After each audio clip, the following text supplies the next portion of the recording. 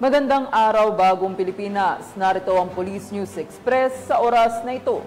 Mahigit 6,000 katao na sa Isabela ang lumikas sa mga evacuation center upang makaligtas sa pananalasa ng Bagyong Christine sa rehiyon, habang patuloy naman na nakaalerto ang mga kapulisan sa Region 2 sa maaaring pinsala ng bagyo sa kanilang lugar.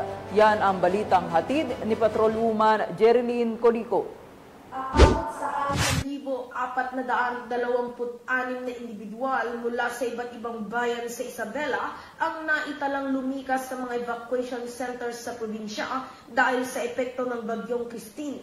Ayon kay Police Colonel Lee Allen B. Bauding, Provincial Director ng Isabela Police Provincial Office, hanggang sa kasalukuyan mulat at nakaalerto pa rin ang buong pwersa ng kapulisan sa Isabela para sa pagtugon sa pananalasa ng Bagyong Christine kung saan naglandfall na ito kagabi sa lalawigan ng Isabela. Ibinahagi ng Provincial Director ng naturang bilang ng mga evacuees ay galing sa mga mabababang lugar na madalas mabaha at makapagtala ng pagguho ng lupa.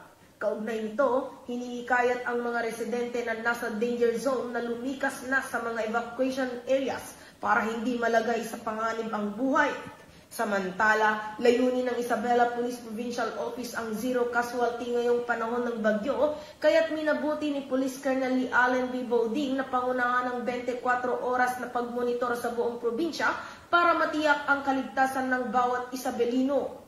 Mula dito sa lalawigan ng Isabela, ako ang inyong Police News Network Correspondent, Patrolwoman Jerilyn Colico, alagad ng batas, tagataguyod ng balitang pulis. Maraming salamat, Patrolwoman Colico. At para sa iba pang update sa Bagyong Christine at sa kalagayan ng panahon, laging tumutok sa Police News Network, alagad ng batas, tagataguyod ng balitang pulis. Ako po si Police Lieutenant Precious Lee, nagbabalita para sa Police News Express.